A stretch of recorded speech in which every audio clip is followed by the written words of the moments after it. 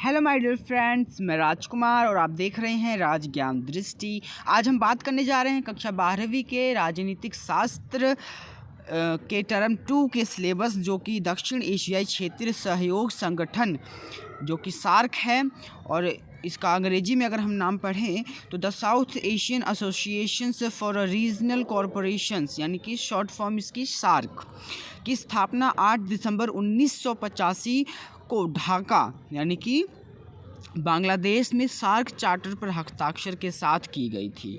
और दक्षिण एशिया में क्षेत्रीय सहयोग का विचार सर्वप्रथम नवंबर 1980 में सामने आया था।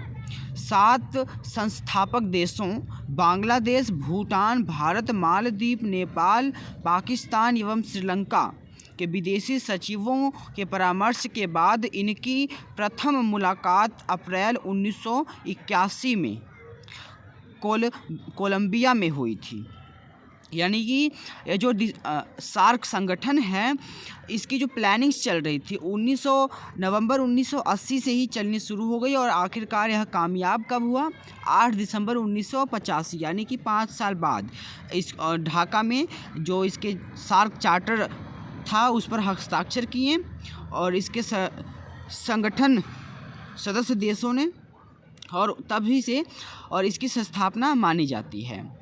और इस देशों की जो पहली इसके रिलेटेड मुलाकात थी, इनसे संबंधित 1981 अप्रैल में हुई कोलंबिया में।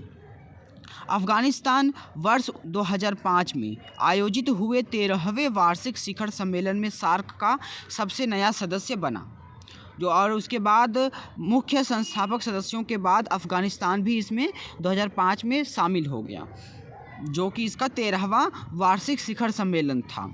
और इस संगठन का मुख्यालय एवं सचिवालय जो नेपाल के काठमांडू में अवस्थित है। अब हमने पढ़ लिया सार्क संगठन की स्थापना और सदस्यों के बारे में। अब हम पढ़ेंगे कि इसका सिद्धांत क्या है, यानी कि ये किस सिद्धांत, किस वजह से स्थापित किया गया, इसके उद्देश्य क्या रहे। सार्क के फ्रेमवर्क के तहत सहयोग निम्नलिखित सिद्धांतों पर आधारित होगा।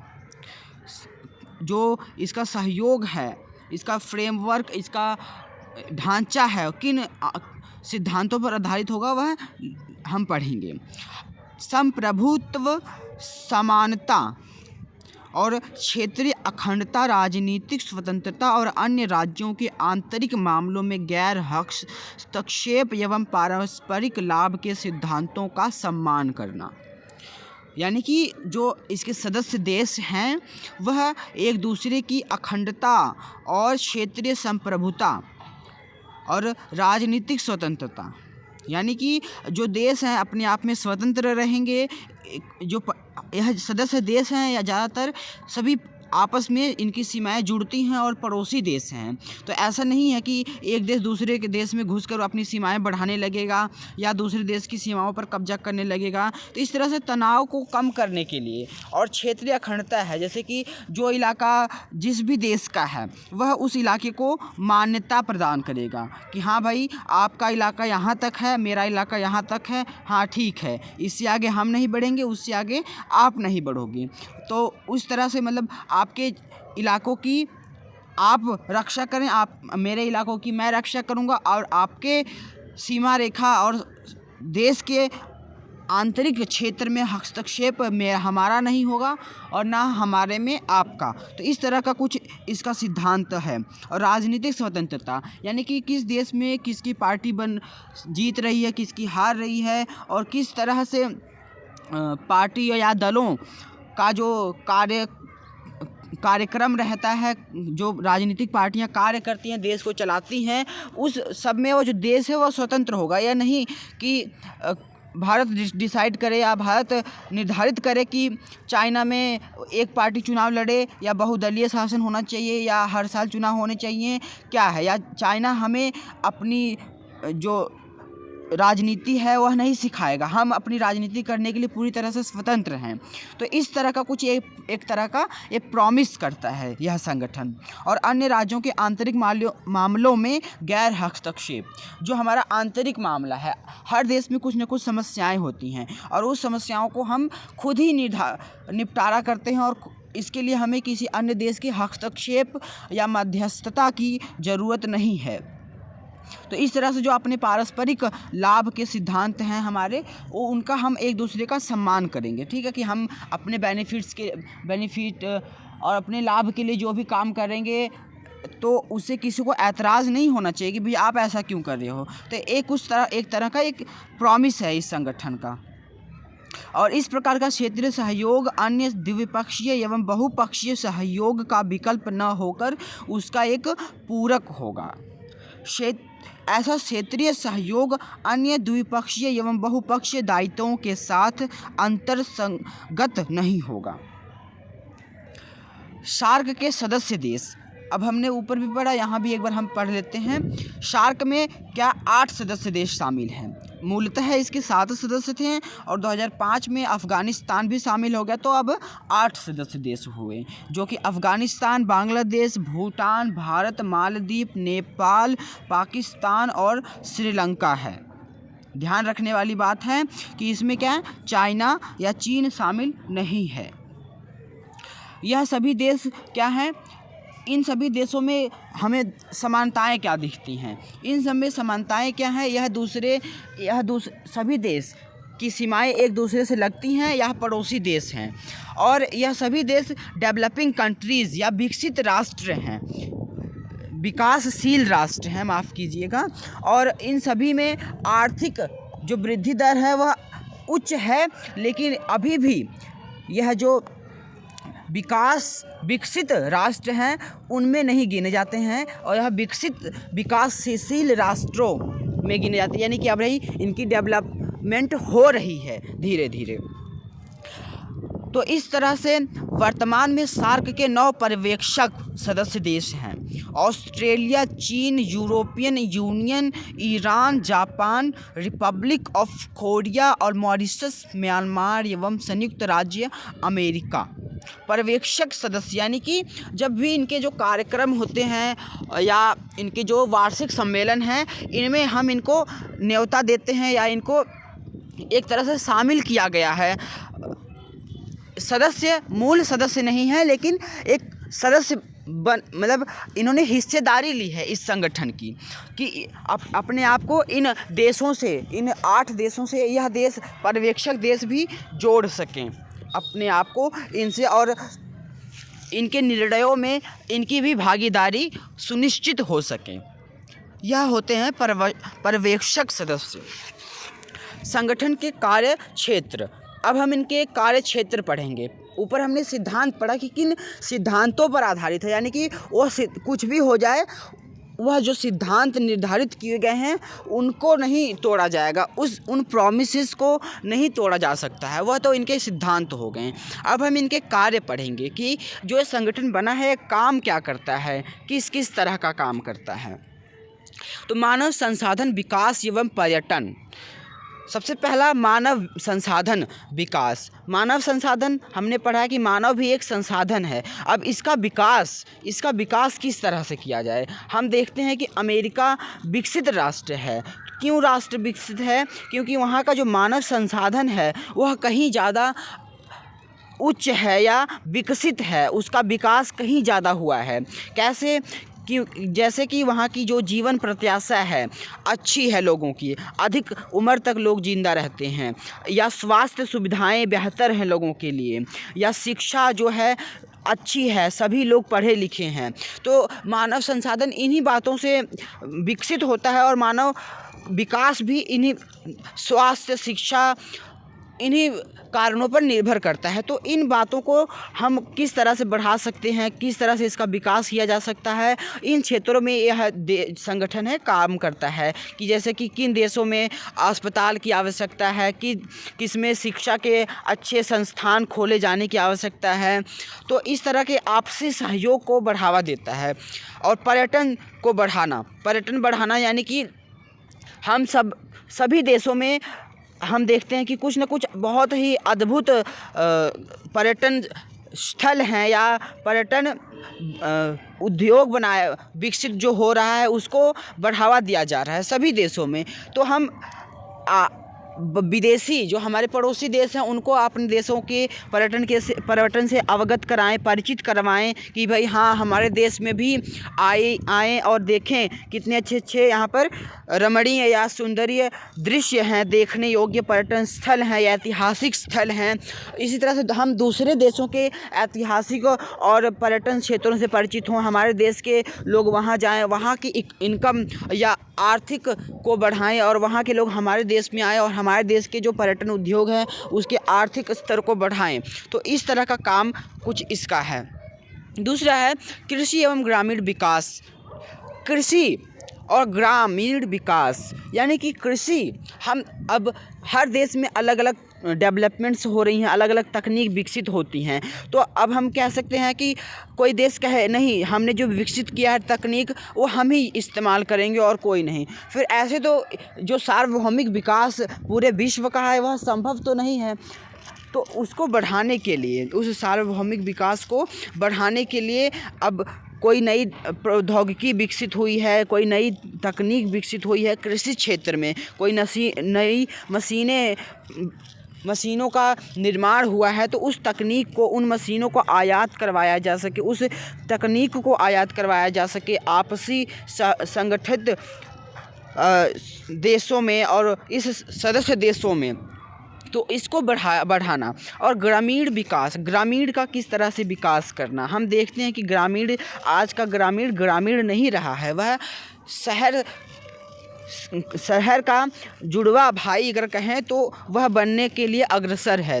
यानी कि हम देखते हैं कि गांव में भी अब सभी लोग टेक्नोलॉजी से अवगत हैं, यानी कि सभी के हाथ में आजकल मोबाइल है, सभी के घरों में टीवी है, आज हर गांव में एक लाइट की सुविधा पहुंच रही है, सड़कों का जाल बिछ रहा है। तो क्या है, यही तो है ग्रामीण विकास, हमारे विलेजेस का डेवलपमेंट। तो इसको किस तरह से बढ़ाया जाए, इसमें भी हम तकनीकों का इस्तेमाल करते हैं। अब ग्रामीण तक हर गांव में हर व्यक्ति के पास फ़ोन है। तो किस कारण से है, क्योंकि हर जगह अब नेटवर्क का सिस्टम बिछ गया है, नेटवर्क का जाल है। तो वह नेटवर्क का जाल कौन लगाता है, बड़ी बड़ी कंपनियां लगाती हैं। तो उनको प्रोत्साहन करना। अब दूसरे देश की कोई कंपनी है तो उसको हम अविकसित जहाँ का ग्रामीण विकास कम है उस इलाकों में उस कंपनी को हम इनवाइट करेंगे कि आप आओ यहाँ, अपना आमदनी लगाओ, अपना आयात यहाँ पर करो, और तो उस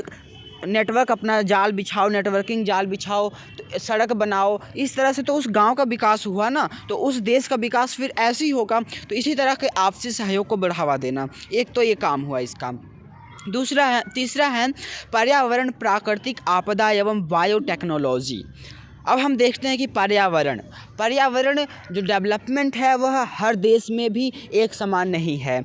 तो हम देखते हैं कि आज भी बहुत से देश हैं जहाँ पर प्राकृतिक आपदाएं आ जाएं तो मानो आफत ही आ जाती है, लोगों की ज़िंदगी तबाह, लोगों की हादसों में मृत्यु हो जाती है। और कहीं हम देखते हैं कि पर्यावरण आपदाएं आती हैं, उन्हें रोका नहीं जा सकता है, लेकिन आने के बाद किस तरह से प्रिकॉशंस रखने हैं हमें, किस तरह से हमें जो क्या कहते हैं कार्यक्रम चलाने हैं लोगों को बचाने के, उस तरह से हम सहयोग ले सकते हैं एक देश से दूसरे देश में। हम देखते हैं कि जो विकसित राष्ट्र है वहाँ अगर कोई आपदाएं आती हैं तो जो कवरिंग है वहाँ की, मतलब उन्हें 24 घंटे में ऐसा लगेगा कि कुछ हुआ ही नहीं था। लेकिन अगर कहीं अविकसित राष्ट्र या गरीब देश में कोई आपदा आए तो लोगों की पूरी ज़िंदगी बर्बाद हो जाती है और जो लोगों ने पूरे अपने आशियाने बनाए होते हैं उजड़ जाते हैं। तो इस तरह से किस तरह से नई टेक्नोलॉजी से हम आपदाओं से पहले सूचनाएं एकत्रित कर सकते हैं या किस तरह की टेक्नोलॉजी से उनसे बचा जा सकता है, इस पर काम करना। और पर्यावरण के लिए क्या कहते हैं जागरूकता को बढ़ाना, उसको बढ़ावा किस तरह से दिया जाए और प्राकृतिक आपदाओं को रोका किस तरह से जाए टेक्नोलॉजी के माध्यम से, और किस तरह से हम किन टेक्नोलॉजी का उपयोग करके हम कम से कम पर्यावरण को हानि पहुंचा सकते हैं। इस तरह की बायोटेक्नोलॉजी का उपयोग करना और आपसी सहयोग बढ़ावा करना, इस क्षेत्र में इन देशों का मुख्य काम है। और आर्थिक व्यापार एवं वित्त, अब हर देश में आर्थिक विकास को बढ़ावा देना, यानी कि हर देश में आपसी आयात और निर्यात को बढ़ाना। कम से कम जो इसके सदस्य देश हैं उनमें अब बहुत सी ऐसी चीज़ें हैं जो भारत में होती हैं लेकिन पाकिस्तान में नहीं होती हैं, और पाकिस्तान में होती हैं, भारत में नहीं होती हैं। तो अब हम एक दूसरे की चीज़ों को आपस में साझा नहीं करेंगे, एक दूसरे का इन चीज़ों का व्यापार नहीं करेंगे, तो हमारी आमदनी या आर्थिक हमें लाभ किस तरह से होगा, नहीं हो पाएगा। तो इसको बढ़ावा देना, सभी जो हमारे मनमुटाव हैं उनको दूर रख के हम अपने आर्थिक भविष्य को तराशने के लिए इस तरह का इस जो संगठन है ये काम करता है। सामाजिक मुद्दे, अब बहुत से सामाजिक मुद्दे भी हैं। हम तो कहते हैं कि उधर हमें सिद्धांतों में पढ़ा कि आंतरिक मामलों में हम हस्तक्षेप नहीं करेंगे, लेकिन यहाँ पर कार्य क्या है, सामाजिक मुद्दे। अब आंतरिक मामलों में हम हस्तक्षेप तो नहीं करेंगे। आंतरिक मामले अगर हम कहें कि जो किसी देश का पहरावा ऐसा है तो हमें, और हमारे देश का ऐसा है, तो हम कहेंगे कि जी तुम्हारे देश में पहरावा ऐसा क्यों है, तो हम ऐसा नहीं कह सकते हैं। उस देश की जो वह सांस्कृतिक और आंतरिक मामला है उसको हम बरकरार रखेंगे, उसका सम्मान करेंगे। लेकिन हम सामाजिक मुद्दे, जैसे कि कई कुप्रथाएं होती हैं, अब कहीं अगर हम महिलाओं के साथ अत्याचार हो रहा है या बाल जो शिशु है उसकी मृत्यु दर अधिक है, मातृ मृत्यु दर अधिक है, स्वास्थ्य अच्छे नहीं है, लोगों की शिक्षा अच्छी नहीं है, या जागरूकता की कमी है, तो ये क्या है, सामाजिक मुद्दे हैं। तो यह इससे अगर इसमें विकास होता है, इसको बेहतर किया जाता है, तो इससे किसी को ऐतराज़ नहीं होता और यह आंतरिक मामला नहीं रह जाता है, यह सामाजिक मामला रह जाता है। और सूचना एवं गरीबी उन्मूलन, अब सूचना को बढ़ाना, यानी हमने पढ़ा कि अगर नेटवर्किंग का जाल बिछ रहा है और आजकल लोगों के पास टेक्नोलॉजी है, सभी के हाथ में मोबाइल है, तो यह क्या है, एक घटना होती है कहीं पर भी तो आज मिनटों में सभी के पास पहुंच जाती है। तो यह क्या, सूचना बढ़ी है, इसी की वजह से बढ़ा है। अब हम अमेरिकी बहुत सारे ऐप्स हैं जिनका उपयोग करते हैं, उनकी मदद से हमें आजकल बेहतर टेक्नोलॉजी और बेहतर सूचना मिल पाती है और बेहतर उपयोग कर पाते हैं हम टेक्नोलॉजी का। तो हम अमेरिका ने उसकी कंपनियों ने हमारे साथ वह टेक्नोलॉजी साझा की है और हमने उसमें दिलचस्पी ली है और हमारे देश ने उसको अलाउ किया है, लागू किया है अपने देश में, तभी तो हम आज अवगत हो पाए हैं फेसबुक से, इंस्टा से, यूट्यूब से।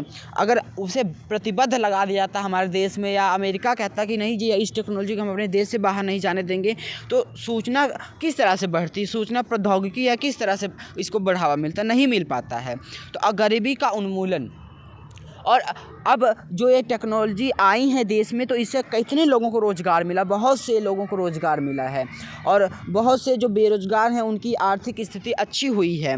तो इस तरह से जो गरीबी उन्मूलन भी हो जाता है। तो ये इसका काम ये हुआ।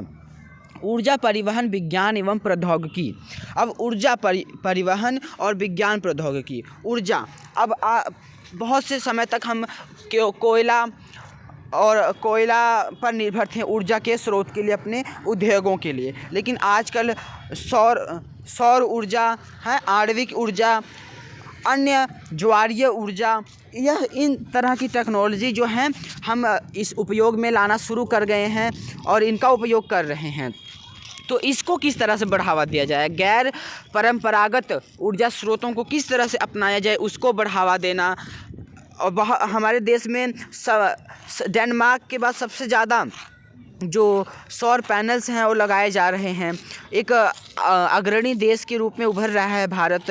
तो ये क्या है, बहुत सी विदेशी कंपनियों को हमने आमंत्रित किया है और उनका निर्यात हमारे देश में बढ़ा है सौर ऊर्जा क्षेत्र में, पवन ऊर्जा क्षेत्र में। तो इसीलिए तो हमारे जो गैर परंपरागत ऊर्जा है और परंपरागत ऊर्जा स्रोत यानी कि कोयला और आदि स्रोतों पर जो हमारी निर्भरता वो कम हुई है और हमने नए स्रोतों को उपयोग बढ़ाया है। तो इसको बढ़ावा देना। और प्रौद्योगिकी, नई नई टेक्नोलॉजी जो विकसित हुई हैं, भारत सॉफ्टवेयर टेक्नोलॉजी में एक अग्रणी देश है और इसकी सॉफ्टवेयर कंपनी और सॉफ्टवेयर्स को दुनिया ने सराहा है। तो हमने उस बेहतर टेक्नोलॉजी को, सॉफ्टवेयर टेक्नोलॉजी को दुनिया से साझा किया है और दुनिया ने लाभ उठाया है इस बात का, तभी तो दुनिया को भी लाभ हो रहा है और हमें भी आर्थिक लाभ और वित्तीय लाभ पहुंच रहा है। तो इसी तरह के कामों को और बढ़ावा देना इस संगठन का काम है। शिक्षा, सुरक्षा एवं सांस्कृतिक और अन्य काम। अब शिक्षा को बढ़ावा देना, तो शिक्षा को बढ़ावा देना, शिक्षा यह भी एक सामाजिक मुद्दा से संबंधित है। सुरक्षा एवं सांस्कृतिक और अन्य। सुरक्षा एवं संस्कृति। सुरक्षा किस तरह से सुरक्षा, अब दूसरा देश हमारे लिए आर्मी तो भेजेगा नहीं। सुरक्षा का अभाव यह है कि अब हमारे देश में जो बहुत से जो सैन्य उपकरण हैं उनको हम रसिया से, अमेरिका से, ब्राज़ील से, इजराइल से, ब्राज़ील से आयात करवाते हैं। तो उससे हमारी सुरक्षा बढ़ी ना, हमारी जो आर्मी है, हमारी जो सेना है वो मजबूत हुई। तो इस तरह से हमारी सुरक्षा बढ़ी। अब हम, भारत के पास बेहतर टेक्नोलॉजी है, अगर रसिया के पास बेहतर टेक्नोलॉजी है, वो कहे जी हम तो किसी को नहीं देंगे, तो उससे अन्य देशों की सुरक्षा तो कमज़ोर पड़ेगी ना। अगर अन्य देशों के पास पैसा है तो रसिया से अपनी टेक्नोलॉजी खरीदेंगे, उपकरण खरीदेंगे, सैन्य उपकरण खरीदेंगे, जिससे अपनी सुरक्षा को भी वो मजबूत कर सकते हैं। तो इस तरह के कामों को बढ़ावा देना। अब हम अगली वीडियो में पढ़ेंगे सार्क का उद्देश्य।